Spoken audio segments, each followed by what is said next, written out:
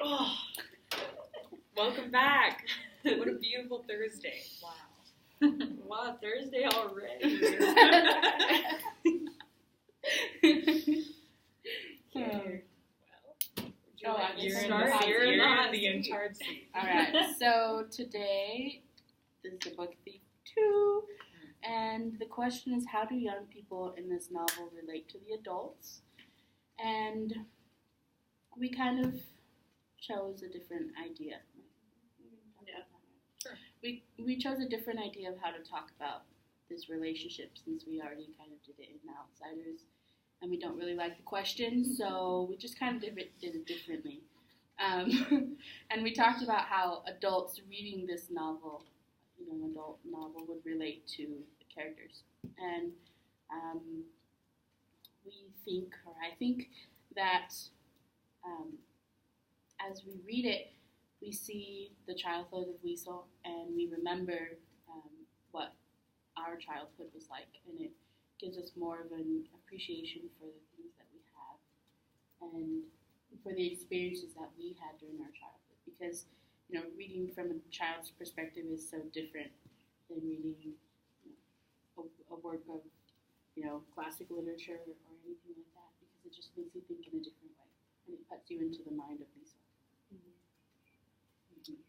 Yeah, exactly. Like, you can, as an adult reading, you have like an adult mindset, but with this, you get to kind of go back and like look through the eyes of a kid and death, but like mostly through the eyes of a kid and like experience, like kind of, what's the word I'm looking for? Like live vicariously, I guess, through her, because you were a kid once and you can relate. I mean, not to like everything, obviously, But hopefully, yeah. but like, yeah, the feelings and Between like her and Rudy. Rudy, yeah. That was cute. And being in trouble. Oh. I think I just thought of this, but it kind of makes like a lot of the things that happen during this time like even worse, because like you look at it through like Liesel's point of view, like as a child, and it's like softened. But because of history class, like we already know how really horrible it happened, like what horrible things happened, and I don't know. It just kind of, for me, it makes it seem like a lot of the events that happened, because you're looking through a child's point of view, just makes it that much worse, Yeah, and that actually brings to mind when she was talking about when she was looking for Max after he left. And it was before he left, she was talking about, is this okay for me to think of this of Max? It's because he's a Jew, so it should be good enough for him.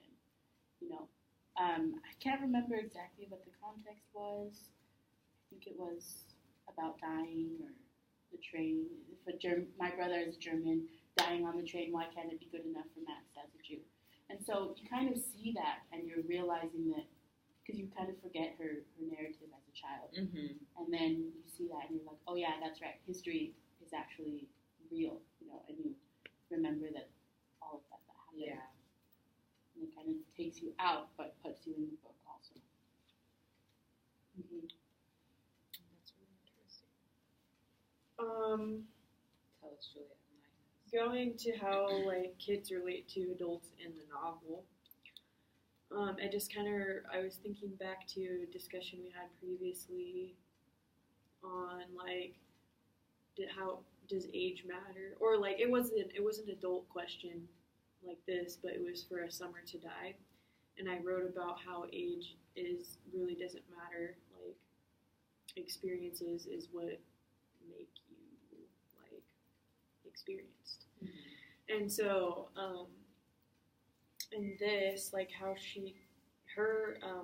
Liesel and Max can relate, because it even says in here in the little book thing again that he did on the Mein Kampf, he says, as time passed by, the girl and I realized we had things in common from their past, and then at the end of his little book he says, makes me understand that the best stand-up for man I've ever known is not a man at all, and it's Liesel.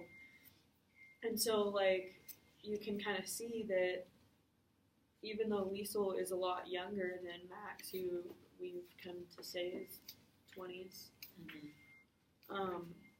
like, she's still an example for him of goodness and somebody who, even though she's not an adult, like, she still shows more love to him than, men do, or stand over men, or whatever. That's true. So they can relate in that sense, like, through their past experiences, and that since they've been through these horrible things together, they're both mature in a sense.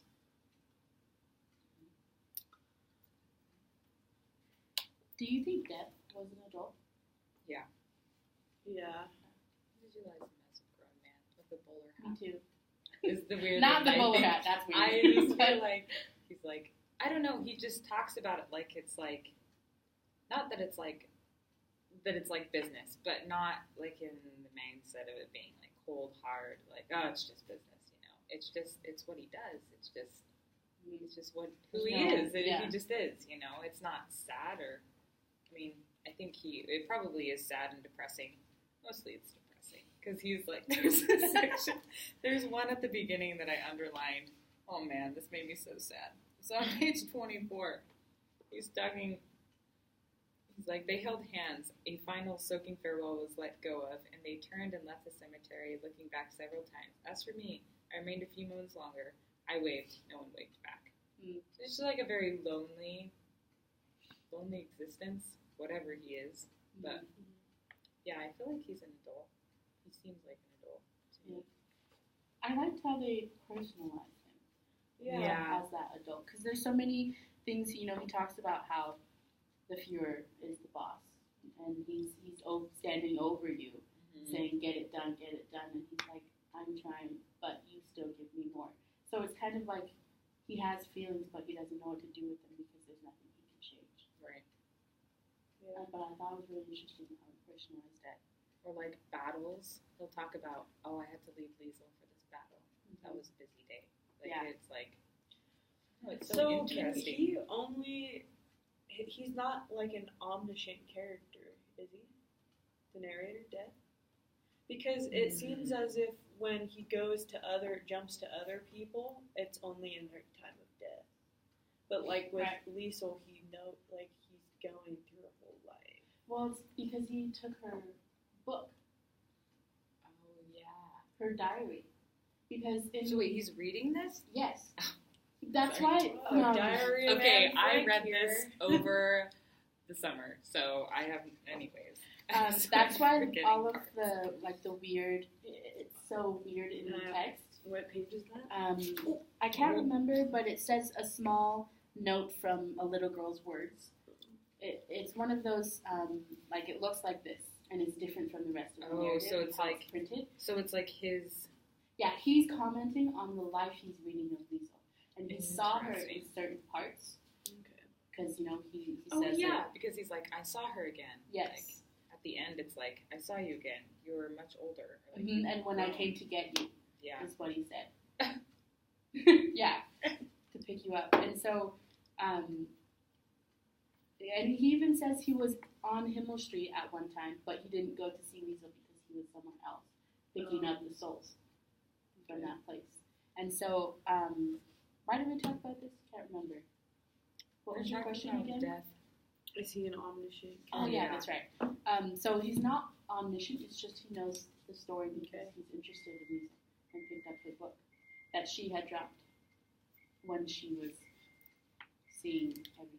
I feel like there's a part. Doesn't he say that he didn't that he tried to stay separate from getting attached because he knows that they're going to die eventually, and then he makes another exception for Liesel. So he's done this before. It's when he says there are only a few in which he'll actually pay attention to their lives because they're special.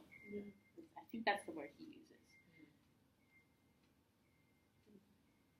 And so, Imagine if someone wrote a book with God as the narrator. I feel like that would be very controversial. Oh yeah. Because, like, if you said something wrong, people would be like, "Do you think you're God?" Or, like, I don't know. I just thought it was really interesting how it was written, like, Death Yeah. was the narrator. Maybe that's why he chose death, because you can't. Yeah. You can't really. It's just going to come. Yeah. You know, God is kind of a.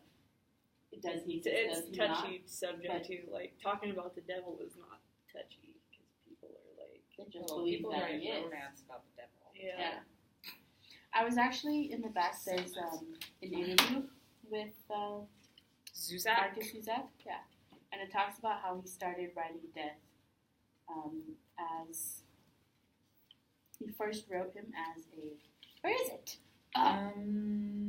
It's in here because I read it. Yeah, sure. Where it goes.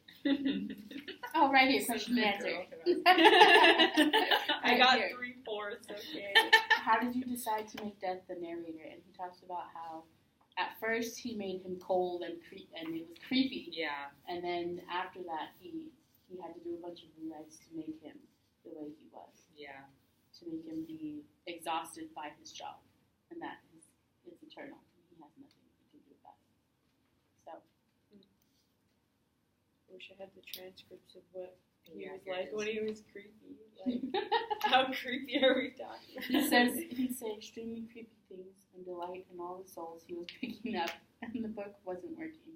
So that's why he Yeah. changed it. Instead of death being that, because he said, I thought of the last line of the book and realized that's it. Death is haunted by us, and that's how he should narrate. Mm-hmm. He's constantly being haunted, which is so interesting to me. Yeah, We haunt death. it's cool. Think that. Zuzak, you're a genius. So good. Mhm. Don't ruin it for yourself. Don't. Well, that's how they relate Yes. in the end. Short. That's okay. He doesn't He has wanna to watch the read. whole Yeah, he has to video. watch a whole bunch of. That's true. From all It's of a his other Thursday. classes. Let's go home and relax. Okay. Okay, well, bye, Hancock. Great day. How's Disneyland? Oh my God. What rides did you